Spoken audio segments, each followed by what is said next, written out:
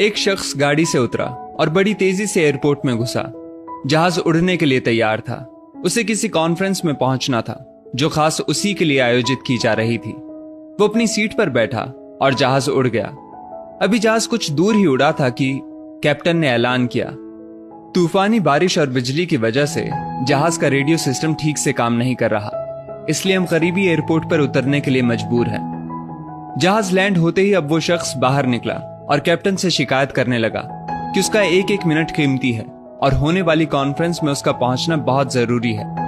पास खड़े दूसरे मुसाफिर ने उसे पहचान लिया और बोला, डॉक्टर पटनायक, आप जहां पहुंचना चाहते हैं टैक्सी द्वारा यहां से केवल 3 घंटों में पहुंच सकते हैं। डॉक्टर ने उस शख्स का शुक्रिया अदा किया और टैक्सी लेकर निकल पड़ा। लेकिन ये क्या, आंधी तूफान और मूसलाधार बारिश ने गाड़ी का चलना मुश्किल कर दिया।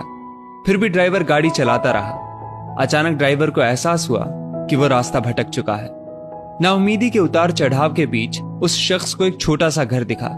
इस तूफान में वही गनीमत समझकर गाड़ी से नीचे उतरा और दरवाजा खटखटाया। आवाज आई, जो कोई भी है अंदर आ जाए, दरवाजा खुला है। अंदर एक बुढ़िया आसन बिछाए भगवत गीता पढ़ रही थी। उसने कहा, माँ जी, अगर इजाजत हो तो आपका फोन इस्तेमाल कर लूं। बुढ़िया मुस्कुराई और बोली, बेटा, कौन सा फोन? यहाँ ना बिजली है ना ही फोन। लेकिन तुम बैठो, सामने चरणामृत रखा है, पी लो, थकान दूर हो जाएगी। और खाने के लिए भी कुछ ना कुछ फल मिल जाएगा, खा लो ताकि आगे सफर के लिए कुछ शक्ति आ जाए।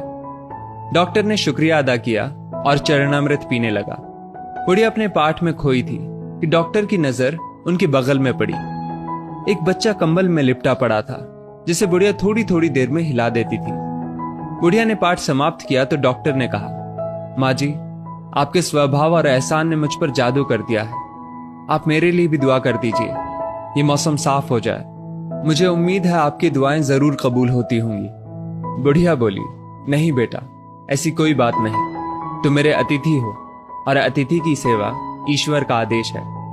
मैंने तुम्हारे लिए भी दुआ की है। परमात्मा का शुक्र है, उसने मेरी हर दुआ सुनी है। बस एक और दुआ मैं उससे मांग रही हूं, शायद जब वो चाहेगा उसे भी कबूल कर लेगा। कौन सी दुआ? डॉक्टर ने पूछा। बुढ़िया बोली, ये जो 4 साल का बच्चा तुम्हारे सामने अधमरा पड़ा है, मेरा पोता है। ना इसकी माँ जिंदा है ना ही बाप। इस बुढ़ापे में इसकी जिम्मेदारी मुझ पर है। डॉक्टर कहते हैं इसे कोई खतरनाक रोग है जिसका वो इलाज नहीं कर सकते। वो कहते हैं एक ही नाम पर डॉक्टर है। क्या नाम बताया था उसका? हाँ, याद आया, डॉक्टर पटनायक। वो इसका ऑपरेशन कर सकता है। लेकिन मैं बुढ़िया कहाँ उस डॉक्टर तक पहुंच सकती हूँ? बच्चे को लेकर जाऊं भी तो पता नहीं वो देखने के लिए राजी भी हो या नहीं। बस अब बंसी वाले से यही मांग रही थी कि वो मेरी मुश्किल आसान कर दे। डॉक्टर की आंखों से आंसुओं का सैलाब बह निकला।